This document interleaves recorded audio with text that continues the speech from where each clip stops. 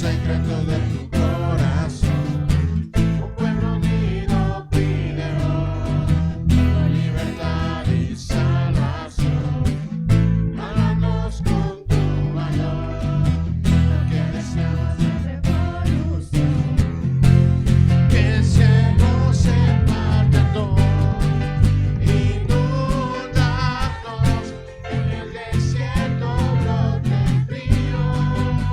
Tu vida sopla hoy, Hosana al Rey de salvación, Hosana al Dios altísimo, Hosana. Jesucristo, Jesucristo es Rey. Hosana al Rey de salvación, Hosana al Dios altísimo, Hosana. Jesucristo, Jesucristo es Rey. Levantamos un clamor, Por sanidad y redención, mostrándonos lo que tú eres, los secretos de tu corazón, un pueblo unido pide hoy.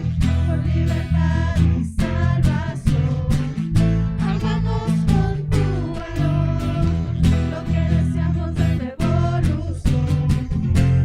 que el cielo se parte en dos, inúndanos en el desierto, brote el río. Vida sopla hoy, Hosana al Rey de salvación, Hosana al Dios altísimo, Hosana. Jesucristo, Jesucristo es Rey. Hosana al Rey de salvación, Hosana al Dios altísimo, Hosana. Jesucristo, Jesucristo es Rey.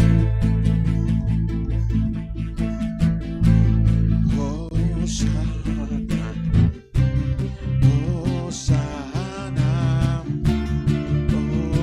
Hosana al Rey. Hosana, Hosana, Hosana al Rey.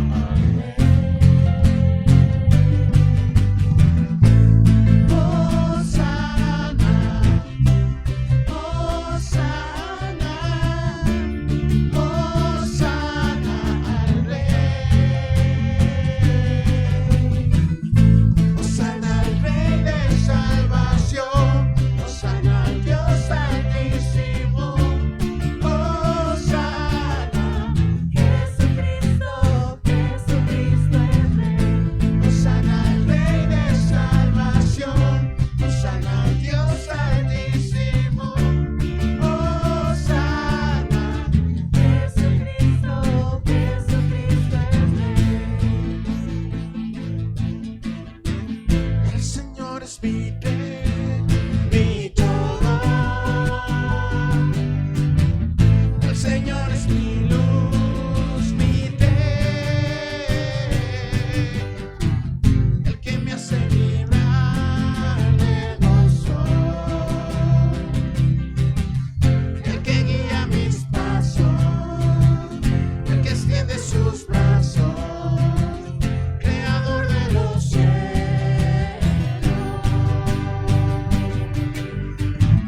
El Señor es mi Rey, mi todo. El Señor es mi luz, mi Rey, el que me hace vibrar de gozo, el que guía mis pasos, el que extiende sus brazos, creador de los cielos. Mi corazón se regocija en el Señor, mi fortaleza en el Señor se exalta. Mi boca cantará sin temor contra mis adversarios. Mi corazón se regocija en el Señor, mi fortaleza en el Señor se exalta.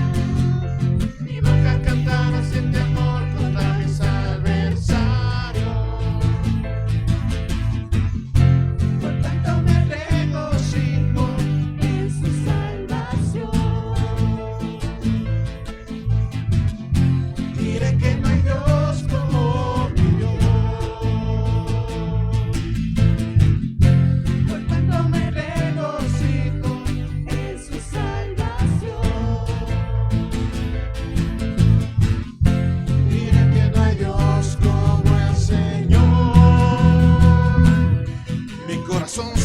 regocija en el Señor, mi fortaleza en el Señor se exalta. Mi boca cantará sin temor contra mis adversarios. Mi corazón se regocija en el Señor, mi fortaleza en el Señor se exalta. Mi boca cantará sin temor contra mis adversarios. Por cuanto me regocijo en su salvación. Diré que no hay Dios como mi Dios. Por cuanto me Regocijo en su salvación. Diré que no hay Dios como el Señor. No hay santo como el Señor, no hay santo como el Señor. No hay santo como el Señor, nuestro Dios. No hay santo como el Señor. No hay santo como el Señor. No hay santo como el Señor, nuestro Dios.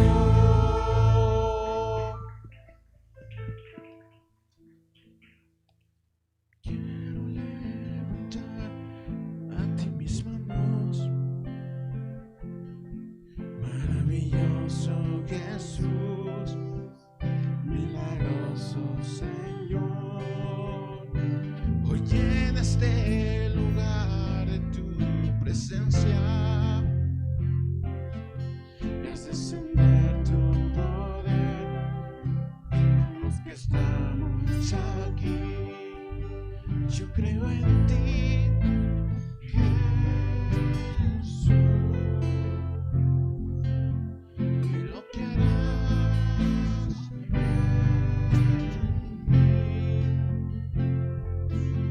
Yo creo en ti, Jesús,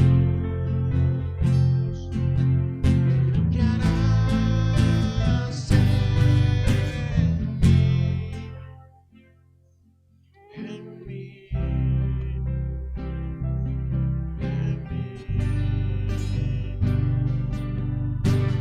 Quiero levantar a ti mis manos. Maravilloso Jesús, milagroso Señor.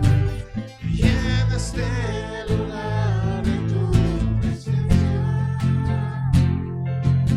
me haces descender tu poder a los que estamos aquí. Yo creo en ti, Jesús, y lo que harás en mí. Yo creo en ti, Jesús, y lo que harás en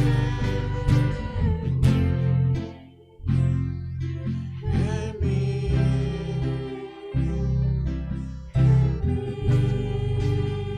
Recibe toda la gloria, Recibe toda la honra, precioso Hijo de Dios.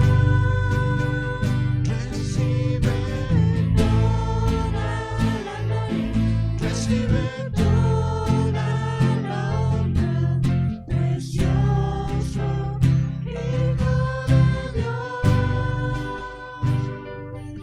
Yo creo en ti, Jesús, y lo que harás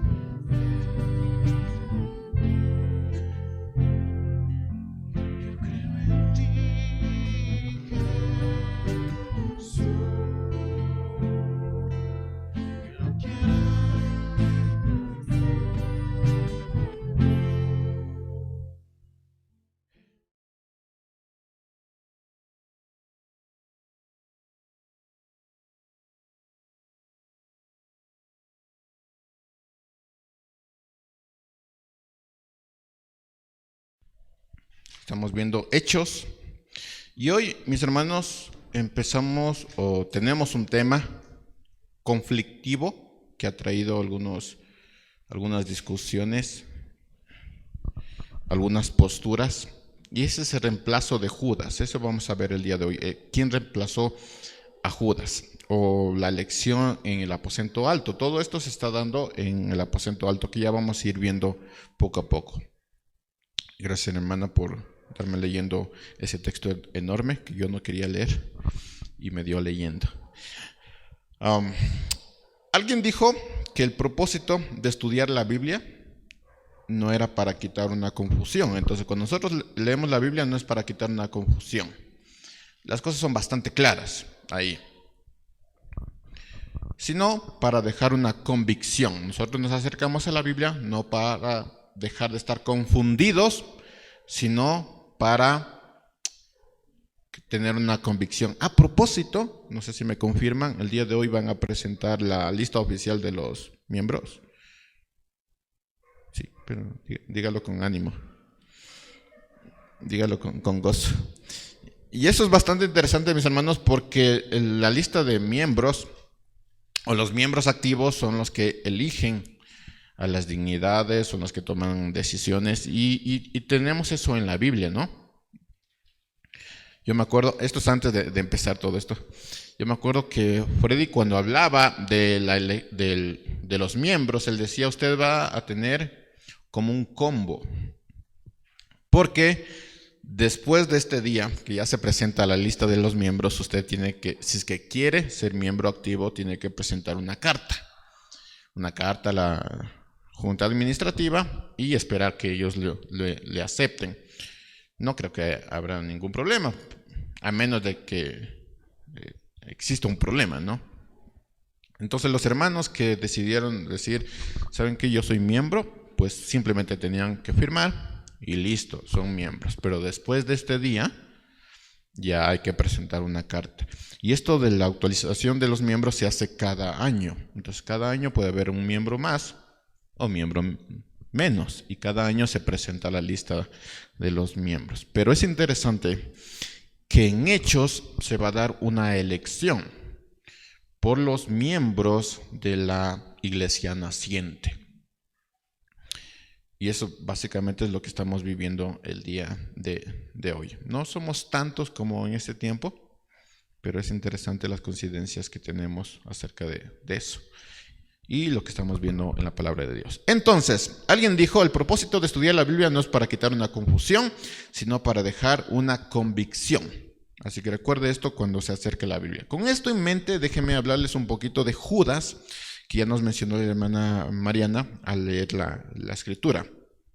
¿Y por qué va a escoger, y por qué se tiene que escoger un reemplazo para él? Vamos a Hechos, capítulo 1, vamos a leer desde el versículo 16 hasta el 20. Solo estoy repitiendo los textos claves que vamos a estar viendo, aunque ya lo ha leído de hermana Mariana. Versículo 16, hermanos míos, tenía que cumplirse la escritura donde por boca de David se dice que el Espíritu Santo habló acerca de Judas, el que guió a los que prendieron a Jesús. Nosotros lo considerábamos como uno de los nuestros, porque era parte de este ministerio. Con lo que le pagaron por su iniquidad, Judas compró un campo, pero se cayó de cabeza y su cuerpo se reventó por la mitad. Y todas sus entrañas se derramaron. Como esto lo supieron todos los habitantes de Jerusalén, aquel campo se llama Aceldama, que en su lengua quiere decir campo de sangre. En el libro de los Salmos está escrito que su habitación quede desierta, que nadie viva ahí y que otro tome su oficio. Vamos a orar. Señor, te damos las gracias, ponemos en tus manos este tiempo. Que seas tú hablando por medio de este siervo, Señor, que sea solo tu palabra la que sea escuchada en este momento. Haz que nuestro cuerpo, nuestra mente, nuestro espíritu se prepare para tomar todo lo que tú nos vas a decir en este día. Oramos por esta iglesia, por tu palabra, por la gracia que tenemos de tener esa palabra, por la bendición que tenemos de tener la palabra, por leerla así tan libremente y podernos reunir. Señor, gracias por tu iglesia, por aquí tu congregación y por lo que vamos a escuchar el día de hoy. Amén. Ahora, ¿qué pasó con Judas? Esto es una historia conocida, pero voy a repetirlo por si acaso alguien no sea cristiano de aquí. Si no es cristiano, por favor me dice. Y volvemos al Génesis. ¿Qué pasó con Judas? Judas era un hombre que era discípulo de Jesús. De ninguna manera fue el menos amado, de ninguna manera. Jesús lo amaba incluso el día y en el momento que él tenía que entregarle, o que él decidió entregarle. Él le dice: lo que vas a hacer ahora, hazlo pronto. Es como una advertencia. O sea, ya sabía lo que iba a pasar y a Jesús le da una advertencia. De hecho, le sienta a su lado como: voy a hacer la paz contigo. Yo sé lo que vas a hacer tú, así que voy a hacer la paz contigo. Por eso se sentó a su lado, que es algo muy, muy significativo para los judíos, ¿no? Así que Judas de ninguna manera era uno de los discípulos menos amados, además que era el tesorero. Sé que no amamos mucho a los tesoreros, pero hay que empezar a amar a los tesoreros. Y Judas era también una persona muy importante dentro del ministerio de Jesús. Si lo pusiéramos en esta época, nosotros en esta iglesia tenemos un tesorero o una tesorera que cuida el tesoro de la iglesia. Ahí sea $1, 50 centavos, 10 centavos, ese es el tesoro de la iglesia. Y tiene que ser cuidado por un tesorero, o sea, alguien que dice: dame dinero, y él dice: no, ¿cómo te voy a dar dinero? O sea, lo cuida así como: pero son 10 centavos, no, pero son el tesoro de la iglesia.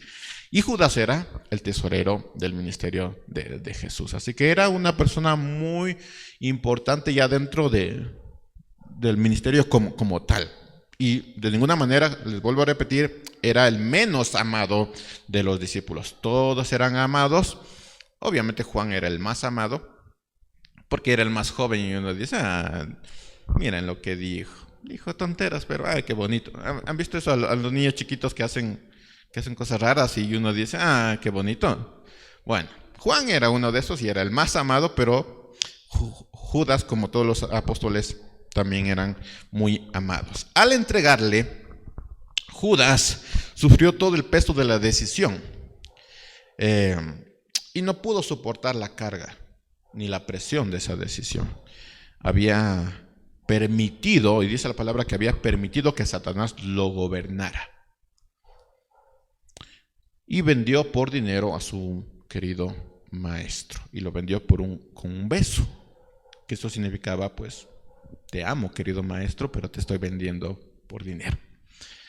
Así que todo tiene un montón de emociones ahí que no podemos llegar a entender porque son letras, ¿no? Pero solo hay que imaginarse. Esta decisión lo llevó al suicidio, a tomar la decisión de suicidarse. Y yo me preguntaba, mis hermanos, o me cuestionaba a mí mismo, o me hablaba a mí mismo, y pensaba en esto, ¿no? A veces pensamos que la solución de una ofensa o de un error es cometer un error peor. ¿Lo han pensado? Dice: ay, ya metí la patota. ¿Qué voy a hacer? Me voy a casar. O sea, cometes un error y tú dices: la solución para ese error es cometer un error peor.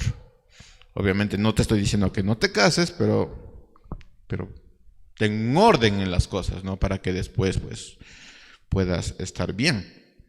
Igual, pide perdón, reconcíliate con el Señor, retoma la relación con el Señor. Y, pues, si quieres casarte, cásate. Ahora no digo que no se casen por si acaso. No saquen de contexto mis palabras. Entonces, la idea del ser humano es: ya cometí un error, entonces, ¿cómo lo soluciono? Con otro error peor. O, no sé, los jóvenes cometen un error, ¿y cuál es la solución? Mentir o ocultar. Y eso es peor. Eso es peor al error. Lo mejor es confesar. Lo peor que te va a pasar es que salgas castigado, y del castigo pues salgas renovado. Es lo peor, ¿no? Así que si lo piensan, chévere. Así que es lo peor confesar el pecado en vez de ocultarlo, porque mientras más lo ocultas, más grande se vuelve y más fuerte es el castigo. Entonces lo mejor es confesar, chúpate el castigo y sale renovado. Es lo mejor. Y eso es lo que está pasando con Judas, ¿no? Él pensó, ya vendí a mi maestro y ahora ¿qué hago? ¿Qué hubieran hecho ustedes?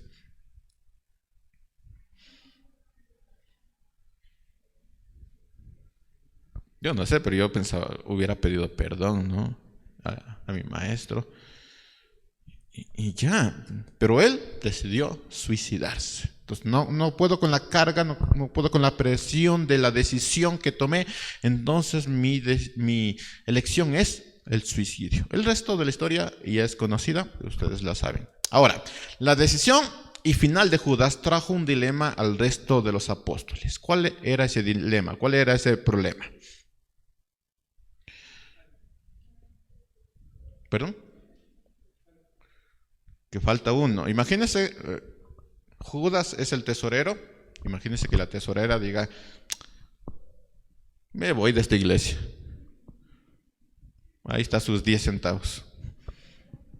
¿Sí? Me voy de esta iglesia. ¿Cuál es el problema acerca de esto? No, el problema no es que se vaya. ¿Cuál es el problema? Nos quedamos sin tesorera. Entonces hay que buscar una tesorera, un tesorero que esté acorde y que guarde esos 10 centavos. ¿Sí? Es un problema, ¿me explico? Entonces ese era el problema de Judas. O sea, él decidió, ¿saben qué? Ya no quiero ser parte de esto. He decidido suicidarme. Espero que la tesorera no haga esto. No llegue a este punto. Pero Judas tomó esta decisión. Ese era el problema, ese era el dilema que les dejó a los apóstoles. Ahora, Jesús había escogido a 12 discípulos, no a 11. Ese era el problema. Eran 12, no 11. Y es que el número 12 para los judíos tiene un profundo significado espiritual. Ahora, más allá de que significa, o lo han puesto como significado el gobierno, que el número 12 significa el gobierno, es mucho más profundo para los judíos que para nosotros. Nosotros no podemos llegar a entender el significado del número 12 porque no somos judíos, pero de alguna manera podemos tener una idea. Entonces, para los judíos que se encontraron, para los apóstoles que se encontraron con un grupo de 11, cuando Jesús había escogido a 12, bueno, vieron un problema. Solo para nombrar algunas cosas sobre este número, el número 12, Dios comenzó su pueblo con ¿cuántas tribus? 12 tribus. Jesús escogió a 12 apóstoles, los cuales debían llevar el mensaje que Dios les había dado al pueblo de Dios, a los 12 tribus de Israel, pero que no pudo completar. Si usted recuerda, el Señor les dice que mi testimonio, les da al pueblo de Dios, que el testimonio de Dios sea esparcido para toda la tierra. Ese era el trabajo del pueblo de Dios, las 12 tribus de Israel, pero no pudieron hacerlo, se quedaron solo en ellos. Entonces Jesús escogió a 12 apóstoles para que completaran el trabajo que el pueblo de Dios no pudo hacerlo. Y si usted se va a Apocalipsis, solo anótelo si es que quiere verlo. Apocalipsis 21 y 22, capítulo 21 y capítulo 22, no voy a leerlo todo, pero lo pueden anotar o ver después. Son 12 puertas que estarán en la Nueva Jerusalén y cada puerta tiene el nombre de una tribu. ¿Sí? De una tribu. Y además de eso, la Nueva Jerusalén va a tener como 12 cimientos, 12 piedras lo traduce a algunas versiones, 12 piedras, 12 cimientos, y cada una de esas piedras lleva el nombre de uno de los apóstoles. Si quiere verlo, está en Apocalipsis 21 y 22. Entonces tenemos 12 puertas, cada puerta tiene el nombre de uno de las tribus. Y tenemos 12 cimientos o 12 piedras que lleva cada uno el nombre de los 12 apóstoles. Por eso es que el grupo de los discípulos debía de ser de 12 y no de 11. Ahora, pregunta para ustedes, ¿era necesario escoger a alguien? ¿Qué piensan? Después de todo lo dicho, ¿era necesario escoger a alguien? Claro que era necesario. Si Jesús había escogido 12, tenían que ser 12, no 11. Así que era necesario escoger a alguien. ¿Sabían los discípulos la importancia de esto? ¿Qué piensan ustedes? ¿Sabían los discípulos la importancia de tener 12 y no 11? Por la cultura judía. Yo personalmente creo que ellos no estaban conscientes de lo importante que era, además de la cultura judía, porque todavía Apocalipsis no estaba escrito. Y no estaban los 12 cimientos. Entonces, ellos no entendían todavía lo que estaba pasando, pero entendían una sola cosa, y es que Jesús había escogido a 12. Hechos capítulo 1, versículo 20. En el libro de los Salmos está escrito, recuerden que nosotros habíamos hablado que en los 40 días Jesús les había hablado, ¿de qué? De las leyes. Las leyes, los profetas y los salmos. Para ustedes la ley, los salmos y los profetas. Bueno, la ley, los profetas y los salmos. Entonces ellos habían entendido todo esto y ya están hablando con propiedad. Así que ya hay que verlo de esa manera. Y en el libro de los Salmos dice, está escrito que su habitación quede desierta, que nadie viva ahí. Miren, ellos están interpretando esto. Nosotros no hubiéramos interpretado esto. De hecho, si alguien lo lee, no va a entender esto. Ellos lo están interpretando. En el libro de los Salmos está escrito que su habitación quede desierta, que nadie viva ahí y que otro tome su oficio. ¿De quién estaba hablando? De Judas. Miren, yo sé decir, hermanos, o sea, Jesús, el gran maestro que les hace entender esto. Gran maestro, grandes estudiantes. Por eso a nosotros nos va a tomar más tiempo, porque yo no soy Jesús y ustedes no son los apóstoles. Así que nos va a tomar más tiempo. Gran maestro, grandes estudiantes. Y en el libro de los Salmos está escrito que su habitación quede desierta, que nadie viva ahí y que otro tome su oficio. Se hace necesario que de aquellos que nos acompañaron tome todo el tiempo en que el Señor Jesús estuvo entre nosotros. Y ahí continúa el texto. Ahora, déjenme resaltar algo con respecto a esta situación. Todo esto se está dando antes de que el Espíritu descienda. No hemos llegado todavía al Pentecostés.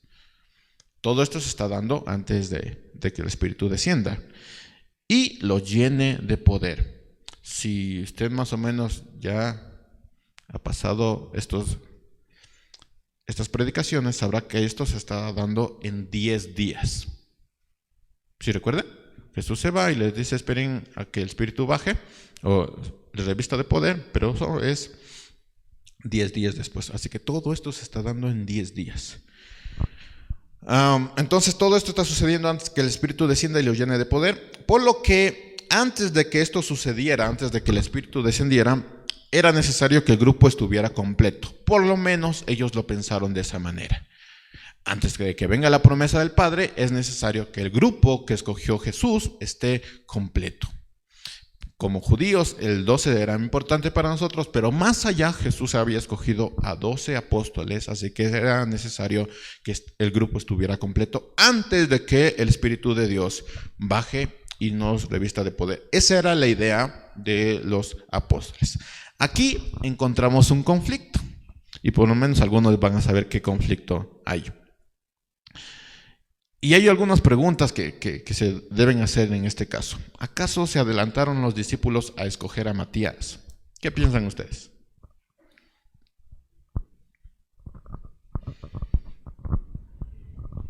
Los que conocen toda la historia del Nuevo Testamento sabrán a qué me refiero. ¿Se adelantaron los discípulos a escoger a Matías? No sé, dice algunos. Sí, dice algunos. Tal vez.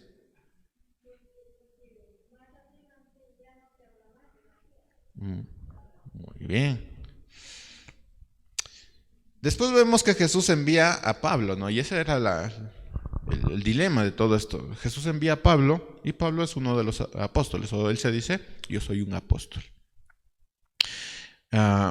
el apóstol a los gentiles, y eso es bien, bien importante. Entonces, hermanos, ¿no sería mejor haber esperado a que viniera Pablo?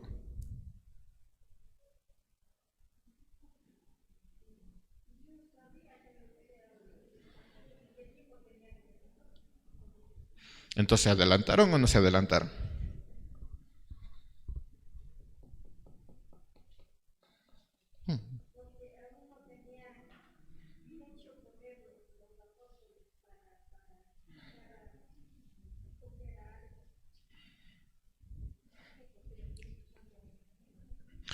Ok, hablando de Pablo, mis hermanos, que es el apóstol enviado a los gentiles, aquí hay algunos requerimientos en cuanto al apostolado que está hablando Pedro. Y eso nos lleva a algunos problemas en cuanto a Pablo. No sé si se dieron cuenta. Versículo 21, requerimientos del apostolado. Si alguien en esta época dice, yo soy apóstol, aquí están los requerimientos del apostolado, y después Pablo habla de eso también. Versículo 21, se hace necesario que, no dice si está bien o está mal, no, dice, se hace necesario, obligatorio, se hace obligatorio que de aquellos que nos acompañaron todo el tiempo en que Jesús estuvo entre nosotros, desde que Juan bautizaba hasta el día en que el Señor subió al cielo, uno de ellos se nos una para ser testigos de su resurrección.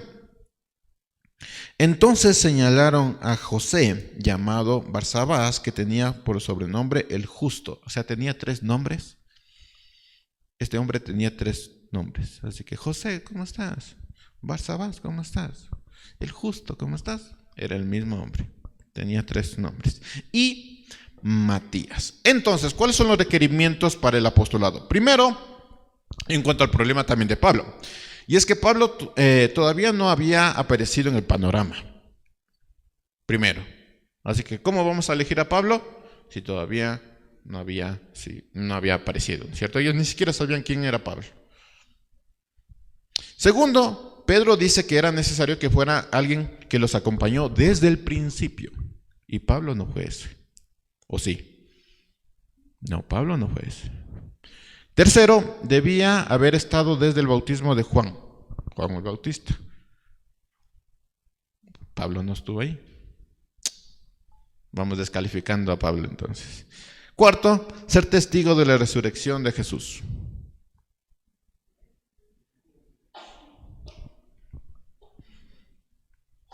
Se acabó Pablo.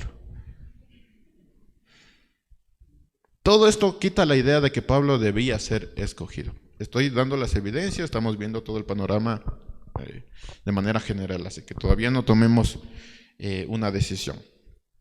Hay algo más. Los apóstoles dependieron de Dios y buscaron la guía del Espíritu para tomar esa decisión. Entonces, todo esto, lo que estamos viendo aquí,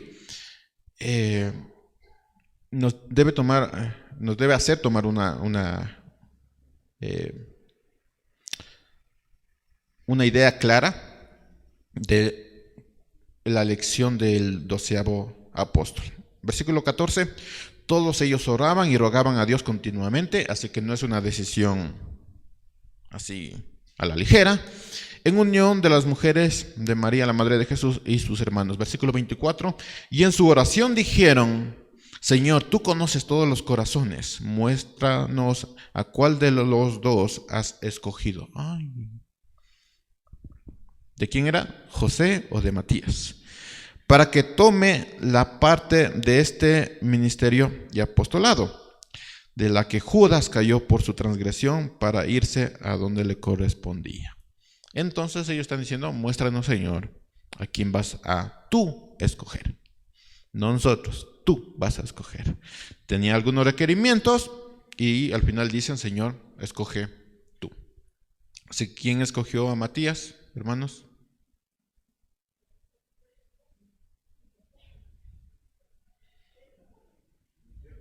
Dios. Dios escogió a Matías. ¿Y ahora qué pasa con Pablo? Pablo se dice el apóstol. Entonces, ¿cuántos mismos apóstoles hay? Y eso quiere decir que hoy también tenemos apóstoles. Qué dilema, ¿no? Pedro llama a Dios el conocedor de corazones. Y Pedro es el único que lo llama así porque ya saben lo que pasó con Pedro, ¿no? Así que él tenía todas las... él había experimentado esta característica del Señor, el que conoce el corazón. Así que él es el único que lo llama el conocedor de corazones. Así que nada de lo que está haciendo aquí los apóstoles es fuera de la voluntad de Dios. Versículo 14, todos ellos oraban y rogaban a Dios continuamente en unión de las mujeres de María, la madre de Jesús, y de sus hermanos. Entonces, tal vez no sabemos mucho de Matías, y eso es lo que decía la hermana, pero el escritor Eusebio narra que Matías fue un misionero en Etiopía. Así que tal vez no tenemos en la Biblia, hermanos, si tuviéramos todo lo que se hizo en la historia que escribió el Señor de la Biblia, no nos alcanzaría el mundo de tanto libro. Algunos piensan, lo que pasó aquí es todo lo que pasó. Y Hechos, o sea, lo que tenemos en Hechos es todo lo que sucedió. Pero realmente Hechos solo contempla 3 años de la iglesia y no todo lo que pasó en la iglesia. Así que sí, no sabemos mucho de Matías, pero el escritor Eusebio dice que él fue un misionero en Etiopía. Y más adelante en Hechos, si llegamos a eso, Matías es contado como uno de los 12 apóstoles. ¿Estamos bien hasta aquí? También es mucho que aprender, mis hermanos, y muchas cosas que hay que contestar. De hecho, hermanos, si usted ha visto la película Lutero, ¿alguien ha visto Lutero? Que ya se va a estrenar este 31, porque se estrena todos los años. Martín Lutero. Bueno, Martín Lutero, o la película de Martín Lutero dice que ahí tienen el cráneo de Juan el Bautista. Bueno, no solo es eso, tienen algunas reliquias más. Y se dice que en Alemania, hermanos, están los huesos de Matías. Sea cierto o no sea cierto, hermanos, pero los huesos de Matías llegaron hasta Alemania. Así que fue un gran misionero.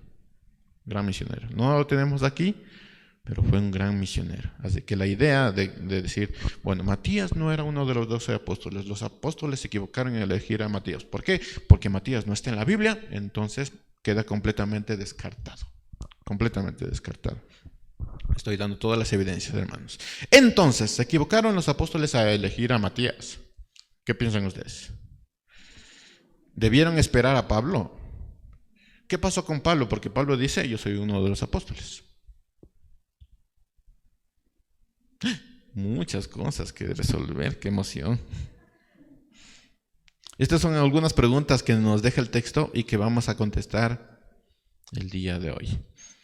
Pero vamos a tener que ir poco a poco, hermanos, poco a poco. En esta serie vamos a tener que escudriñar, pero lo máximo, el texto, porque si no, no vamos a poder entender lo demás del Nuevo Testamento, incluso el Antiguo Testamento. Así que vamos a ir poco a poco, pero ahí les dejo estas preguntas que vamos a tener que contestar.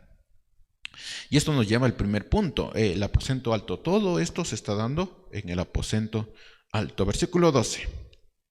Entonces los apóstoles volvieron a Jerusalén desde el monte del Olivar, que dista de Jerusalén poco más de 1 kilómetro. En otras versiones dice... ¿Qué dice?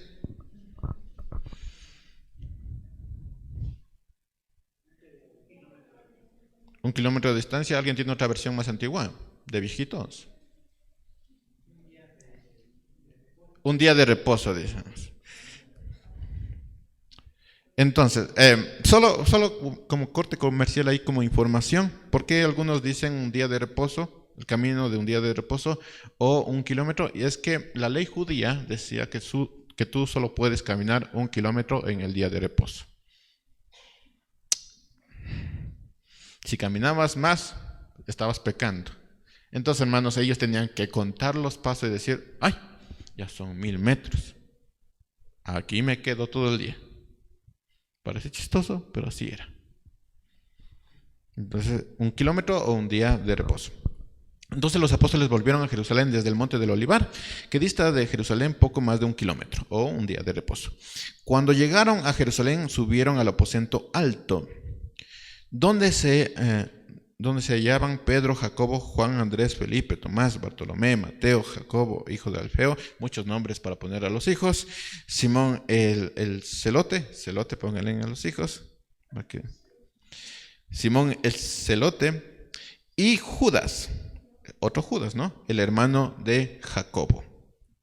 Todos ellos oraban y rogaban a Dios continuamente en unión de las mujeres de María, la madre de Jesús, y de sus hermanos. Dato interesante, es la última vez que se nombra a María. Muchas cosas que conocer. Escuchen esto, es posible que el lugar, el llamado el aposento alto, sea el mismo lugar que se celebró la última cena. Es posible. No digo que es cierto, pero es lo más seguro, porque es una posibilidad muy, muy clara. Además, pues, lo llaman el aposento alto como un título a esto. O sea, si bien todas las casas tenían un aposento alto, que era la parte más alta de la casa, o sea, abajo tenían los animalitos, la cocina, y arriba tenían el aposento alto donde ellos comían. A eso lo llamaban el aposento alto. Pero aquí lo pone como un título y no como un lugar de la casa. Así que es lo más posible, hermano, no le estoy diciendo que sea verdad, que es seguro, pero es lo más posible que sea el mismo lugar donde se celebró la última cena. Eso lo vemos en Marcos 14, del 12 al 15. Es lo más posible. Este también sería el lugar donde el Espíritu de Dios descendió.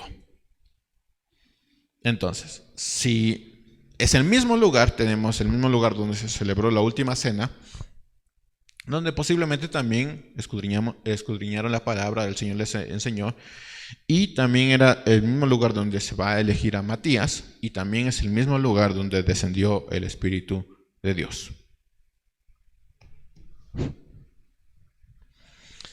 Ahora, tres cosas van a hacer los discípulos en el aposento alto mientras esperaban la promesa del Padre. En esto, ¿cuántos días? 10 días. Muy bien. Tres cosas van a hacer ellos. Primero, dice la palabra de Dios que perseveraban juntos. Versículo 14. ¿Estoy yendo muy rápido? Mucha información. ¿O estoy bien lento? ¿O voy más lento? Estamos bien, es mucha información.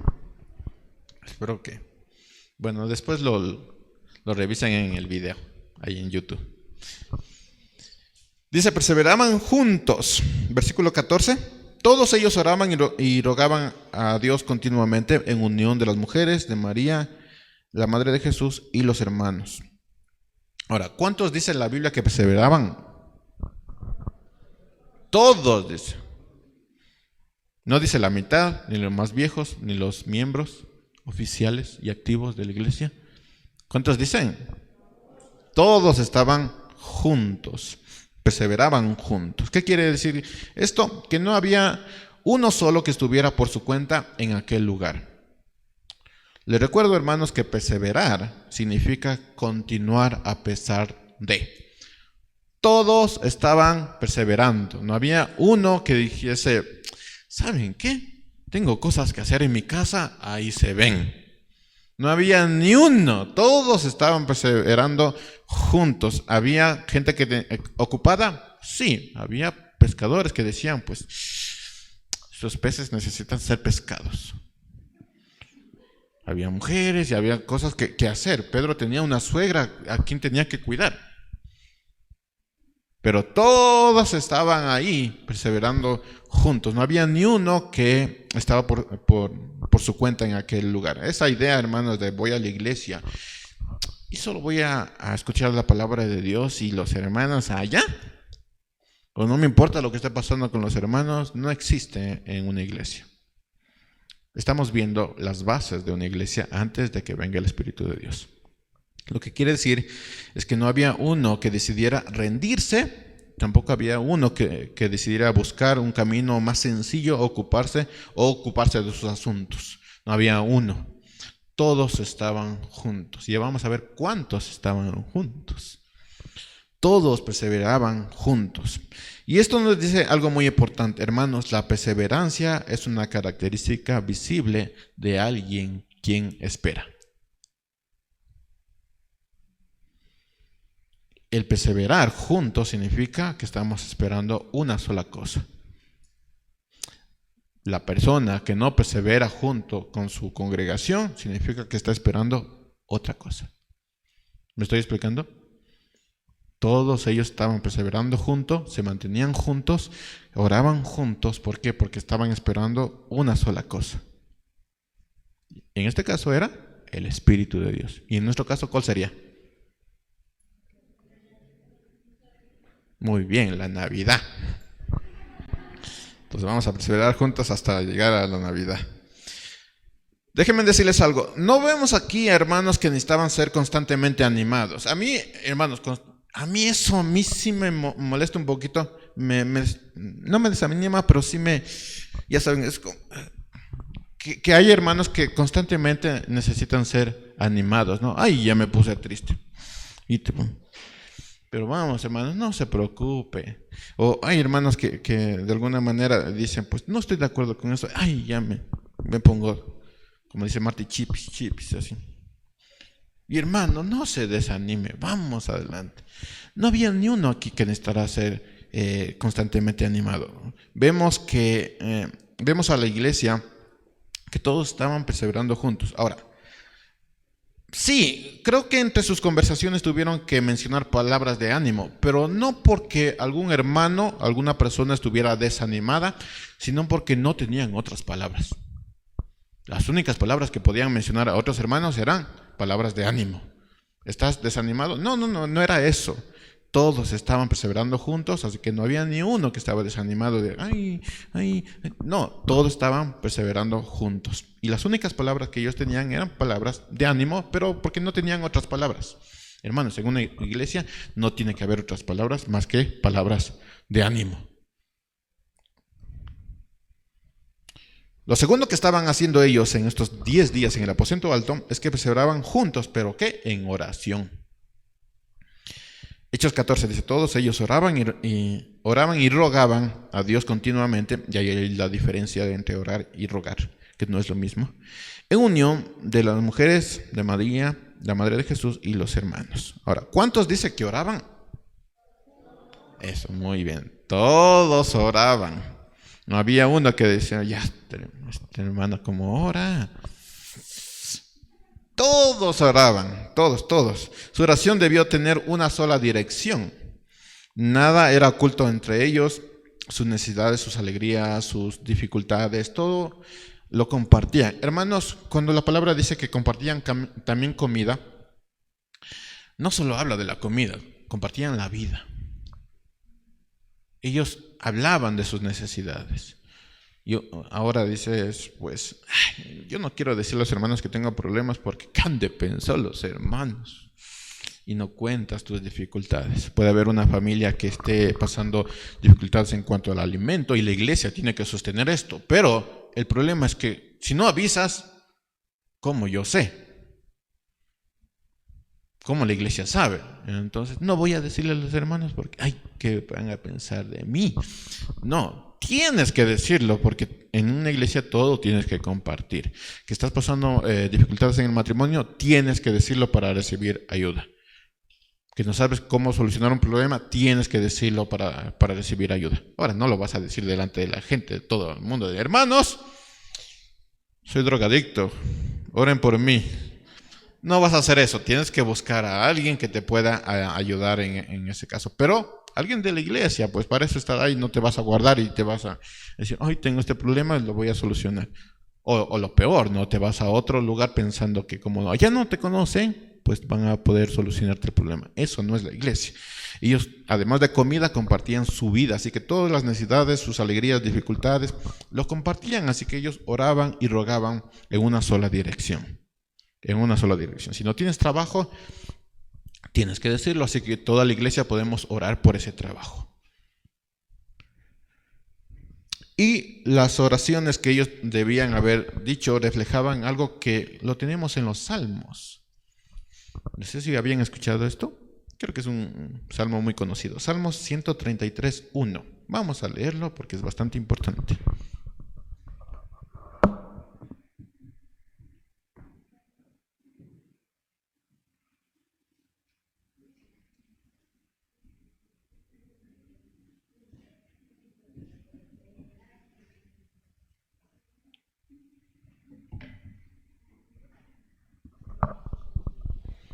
Salmo 133:1 dice: qué bueno es y qué agradable que los hermanos convivan en armonía.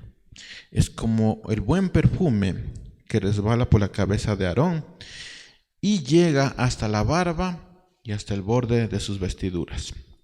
Es como el rocío del monte Hermón que cae sobre los montes de Sión. Ahí el Señor ha decretado para su pueblo bendición y vida para siempre. En otra versión, una versión que me gustó más, la traducción del lenguaje actual dice: no hay nada más bello ni agradable que ver a los hermanos vivir juntos y en armonía. Así que, hermanos, el que tenga casa grande, hoy nos mudamos, porque no hay nada más bello, dice.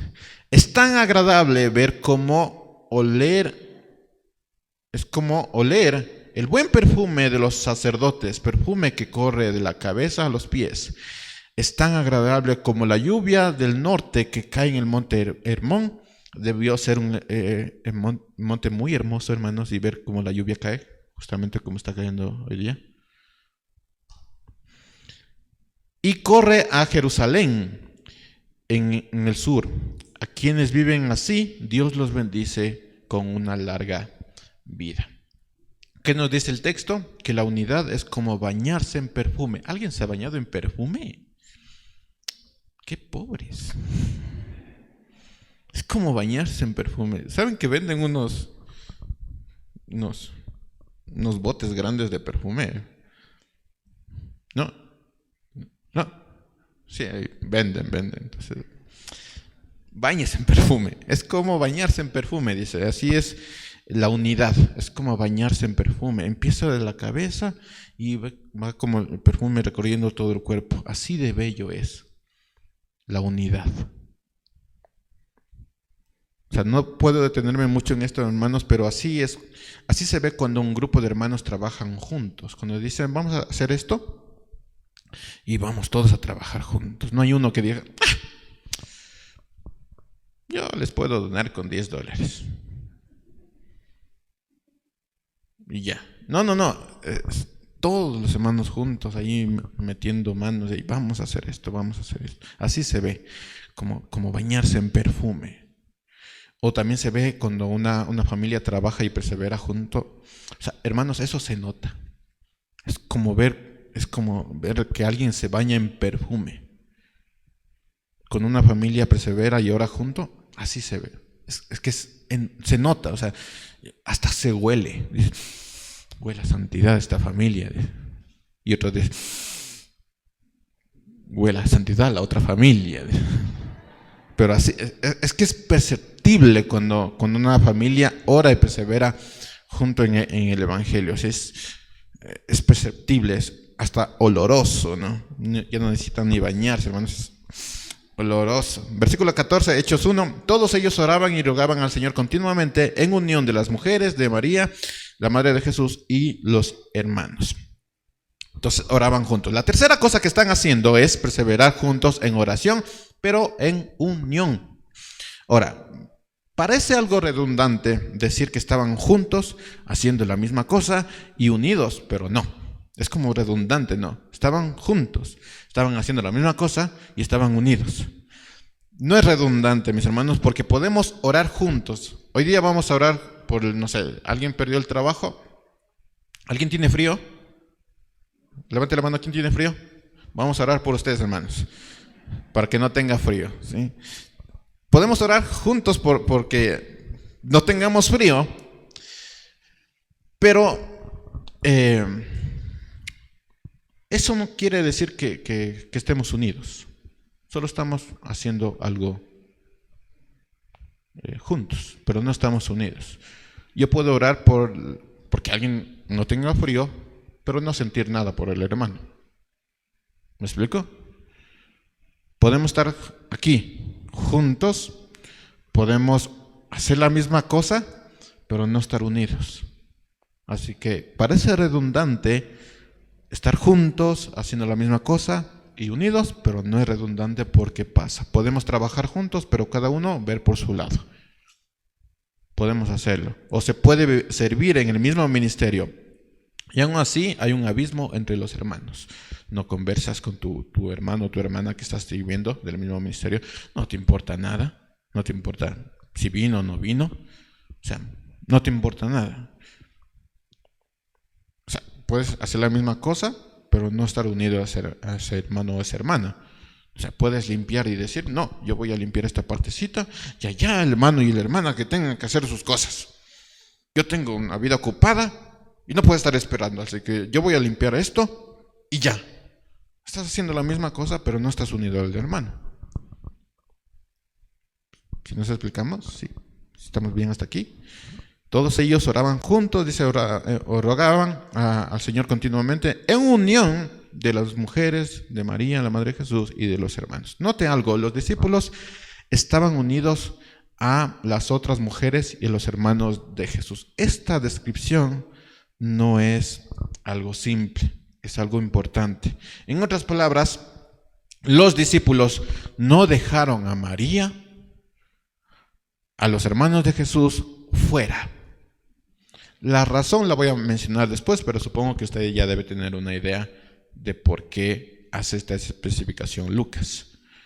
Ellos, los apóstoles, los discípulos, se unieron a María y a sus hijos. Y así juntos perseveraban en unión. Otra versión más literal agrega una palabra muy interesante. En la versión de las Américas, versículo 14 dice, todos estos estaban unánimes, entregados de continuo a la oración junto con las mujeres y con María, la Madre de Jesús, y con los hermanos de él. Esa palabra con habla de que yo me uno a ellos. Ay, ¿que estás triste? No, yo me uno a ellos. O sea, yo me uno a ellos. Así que eso estaban haciendo los discípulos. Además que nos dice que oraban con María y no a María. ¿Han notado eso? Ahí está. Oraban con María y no a María. Es más, los apóstoles se unieron a María. No le dejaron sola. Así que no oraban a María, sino con María. Esto nos dice que aunque había grupos, estaban los apóstoles, estaba el grupo de mujeres que habían servido a Jesús hasta el último. Recuerden que el ministerio de las mujeres era muy fuerte y era muy importante porque ellas sepultaron a Jesús. Ellos le sirvieron hasta el último día. Así que estaban los apóstoles, los que habían huido, los varones que habían huido, que es normal, que pasa en todos lados. Estaban el grupo de las mujeres, estaba la familia de Jesús y estaban otras personas también. Todos ellos estaban juntos. Había grupos, pero todos estaban juntos. ¿Por qué? Porque esperaban lo mismo. Todos estaban esperando lo mismo. Y si lo piensan, estamos viendo las bases de la iglesia. Ministerios, grupos distintos, pero todos están en la misma dirección. Todos están en la misma dirección. Todos estaban juntos porque estaban esperando lo mismo. Ahora, no puedo pasar por alto algo que está diciendo Lucas. Vamos a Mateo 12, versículo 46. ¿Y por qué la especificación de Lucas?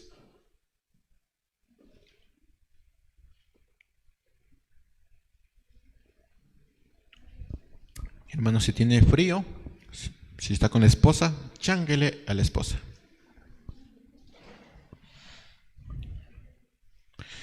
Mateo 12, versículo 46, dice, mientras Jesús hablaba con la gente, su madre y sus hermanos estaban afuera y querían hablar con él. Vente, Jesús, vamos a comer.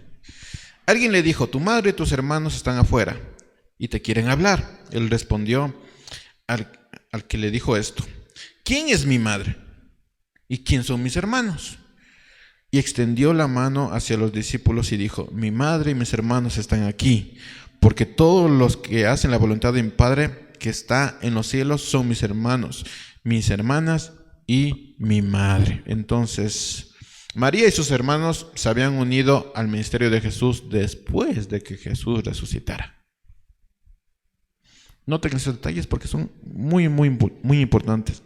María y en general la familia de Jesús no estuvo con Jesús.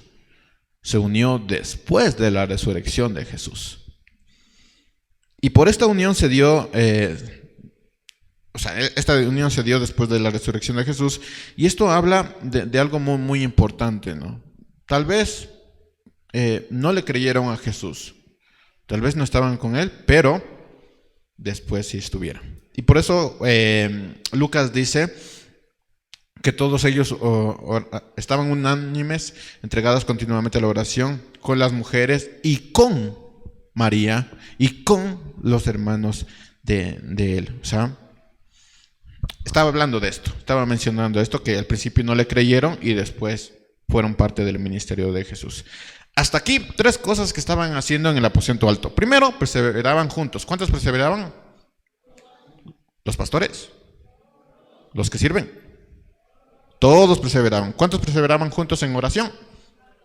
Todos. ¿Y cuántos perseveraban juntos y en unión? Todos estaban unidos. No había uno que dijese, ¿saben qué, hermanos? Ya está haciendo frío, me voy a la camita. Ni uno. Vamos a orar hasta que se acabe el día. No vamos a hacer esto, pero todos estaban unidos. Y esto nos lleva al segundo punto, los que estaban en el aposento. ¿Quién eran los que estaban haciendo todas estas cosas? Hechos, capítulo 1, versículo 12. Es demasiada información. ¿Estamos bien hasta aquí? ¿Le está gustando? Sí. Hechos 1, versículo 12. Entonces los apóstoles volvieron a Jerusalén desde el monte del Olivar, que dista de Jerusalén poco más de 1 kilómetro. Cuando llegaron a Jerusalén, subieron al aposento alto, donde se hallaban Pedro, Jacobo, Juan, Andrés, Felipe, Tomás, Bartolomé, Mateo, Jacobo el hijo de Alfeo, Simón el celote y Judas el hermano de Jacobo. Todos ellos oraban y rogaban a Dios continuamente en unión de las mujeres de María, la madre de Jesús, y sus hermanos. Versículo 15. Uno de esos días Pedro se puso de pie en medio de los hermanos que estaban reunidos y que eran, ¿cómo? 120. Eran 120 unidas en un lugar apretadito, hermanos.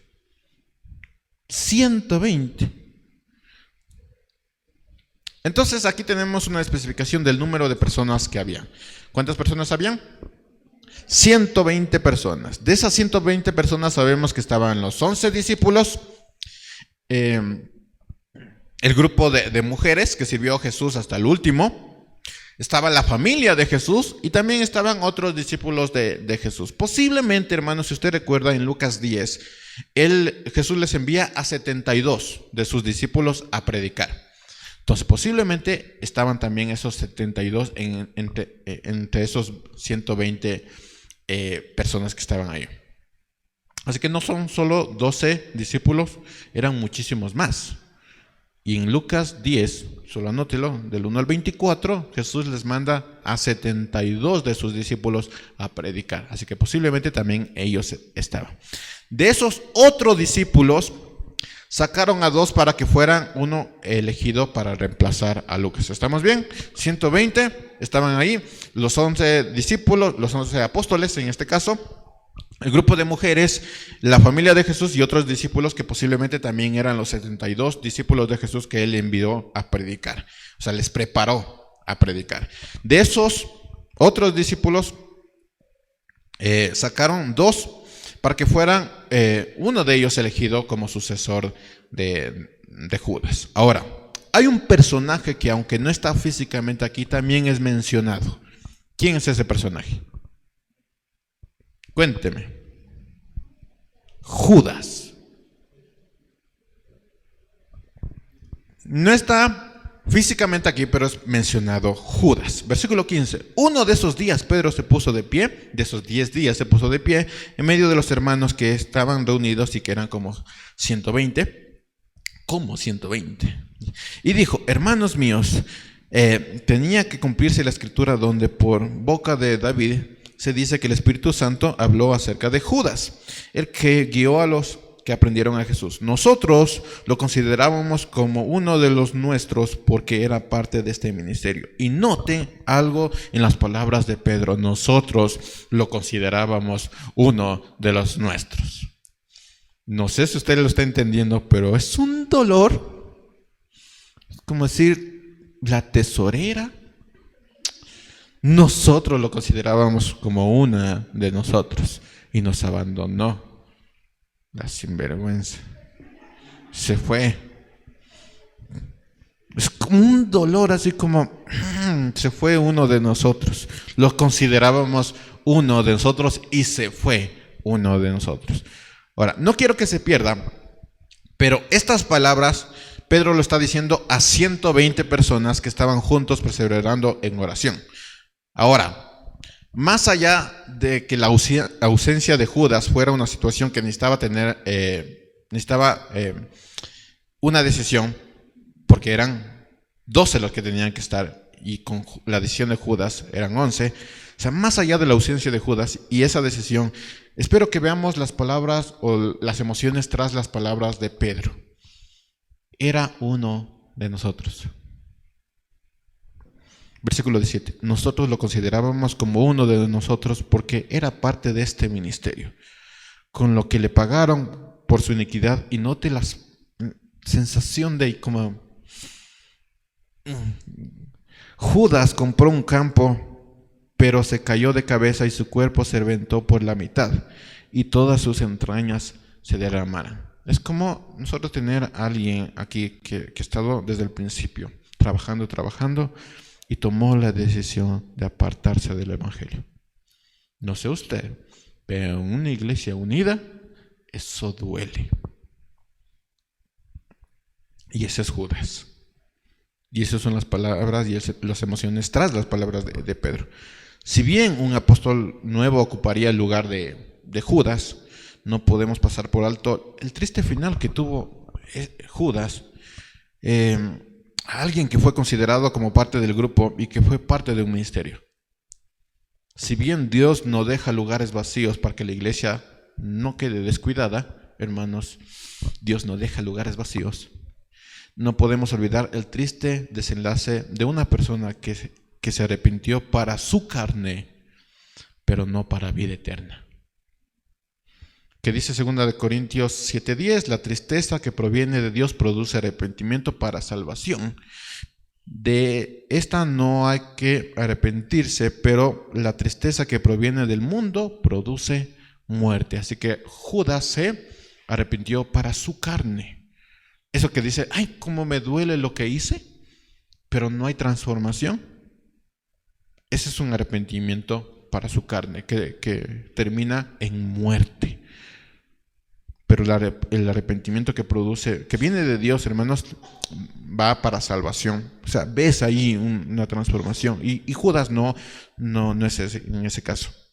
Hermanos, esto me llevó a pensar en algo. Si alguien decide dejar el servicio, y justamente que estamos en este proceso de asignar los que van a tener que decidir sobre la vida de esta iglesia, ya con una lista clara. Y aún así, más allá de esa lista, pues hermanos que se tienen que empezar a comprometer con el evangelio, porque esto no solo es para la iglesia, sino para el evangelio. Si bien alguien decide dejar el servicio, un ministerio, una iglesia, por cuestiones de su propia carne, no porque nadie te está sacando, sino porque tu misma carne te dice, yo no quiero estar aquí, esto no deja a una iglesia desprotegida. Que tú te vayas no deja a la iglesia desprotegida. Pero abre paso a una posible situación muy triste para el que lo deja. La iglesia no va a quedar desprotegida. Si tú decides irte, la iglesia no va a quedar desprotegida. El problema es para quién decidió irse. Ese es el problema. Y uno dice, no, el Señor me envió, me sacó de esa iglesia. No, es tu carne la que te está diciendo, me voy. Por un lado podemos llegar a pensar que no somos sustituibles, de que, ay, si yo me voy, qué pasará con la iglesia. Pero por otro lado podemos pensar de que no habrá consecuencias al rechazar el llamado de Dios al ministerio, pero sobre todo a una cosa, a estar juntos y unánimes. Entonces podemos rechazar eso, claro que sí. Pero hermanos, qué triste va a ser el final de esa persona. La iglesia va a seguir siendo la iglesia. Dios va a seguir poniendo a las personas idóneas para que la iglesia no quede desprotegida, pero qué triste va a ser tu final. ¿Sí me estoy haciendo entender? Las dos posturas, esa de, ay, yo soy irreemplazable, o no hay consecuencias por dejar un ministerio, esas dos posturas traen graves consecuencias, no para la iglesia, así que olvídense de eso, no para la iglesia, sino para ti. La iglesia va a seguir, hermanos, va a seguir. Porque la iglesia no es de nosotros, es del Señor. Así que, por ese lado, hermanos, tengan toda la confianza de retirarse. No, mentira. Pero es así, ¿no? La iglesia va a seguir. Quien decida irse, pues, la iglesia va a seguir. Dios va a seguir proveyendo a personas. No debemos olvidar algo, hermanos. El pasaje que estamos viendo es el pasaje de la búsqueda de alguien para servir, alguien que debía ser elegido para servir, porque el que tenía ese lugar decidió que hay cosas mucho más importantes. Lo que estamos viendo es la elección de alguien, porque alguien decidió irse. Hermanos, Dios no deja a la iglesia desprotegida.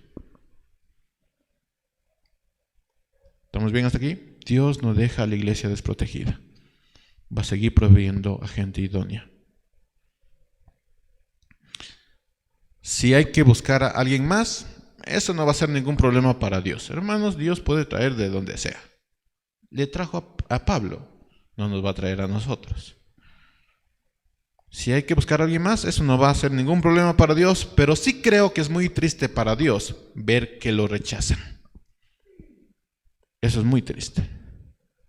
Y no solo para Dios, sino para la misma iglesia. No es el hecho, hermanos, de dejar un puesto vacío, es el hecho de que un alma se está perdiendo. Ese es el problema, esa es la tristeza de una iglesia.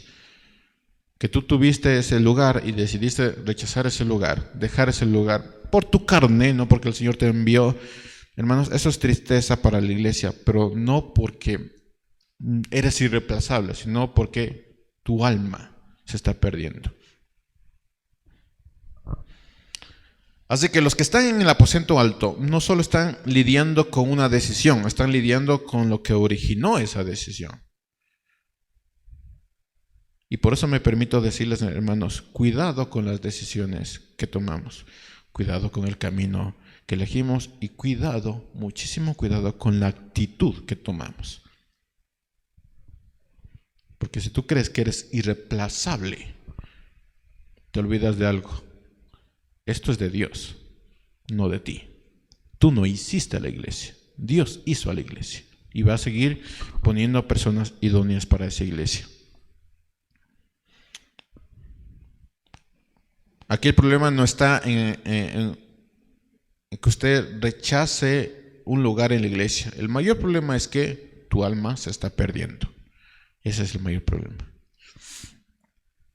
Algunos regresarán, gracias a Dios por eso, pero otros no tienen esa suerte. Se fueron y nunca más regresaron. No es que van a otra iglesia, hermanos, se fueron y nunca más regresaron. No a la congregación, a la iglesia. Y están en otra iglesia y van de iglesia a iglesia, pero no tienen una relación, no están unidos a la iglesia, no quieren saber nada de la iglesia. Es como, yo me voy porque quiero escuchar, ay, qué bonito que predica, porque no me habla, porque no me dice esto, qué bonito estoy, y quiero estar así. Ir y venir, no involucrarme en nada, y aún así involucrarme, no estar unido a las personas. Algunos regresan, pero otros nunca, no tienen esa suerte, hermanos. Y no tenemos que tener esto en poco, porque es muy, muy grave esto. Fíjense en algo, tenemos dos circunstancias en este pasaje. Por un lado está la familia de Jesús que no creyó a Jesús y que ahora está en el aposento alto. Y por otro lado teníamos a Judas, que era parte del ministerio de Jesús y que ahora ya no está en el aposento alto. Las dos situaciones se está hablando aquí.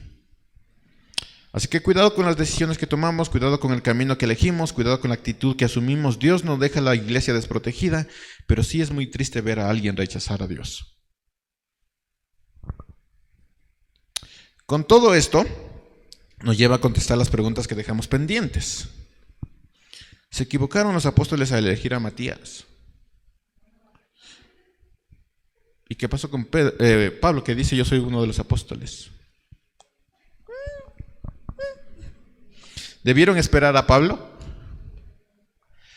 Bueno, si quieren escuchar la respuesta, les espero en el siguiente sermón. Sin embargo, quiero terminar leyendo algo que debe ser carne en esta iglesia y es clave en cuanto a tomar decisiones. Que dice el versículo 14, todos ellos oraban y rogaban a Dios continuamente. Eso es clave para tomar decisiones. Eso es clave en una iglesia. Todos ellos estaban unidos, unánimes, constantes en oración, porque estaban esperando una sola cosa. Y eso es clave cuando hay que tomar una decisión. Así que si usted quiere que respondamos la pregunta en cuanto al apostolado de Pablo, les espero la siguiente semana, Dios mediante. Amén. Amén. Vamos a orar.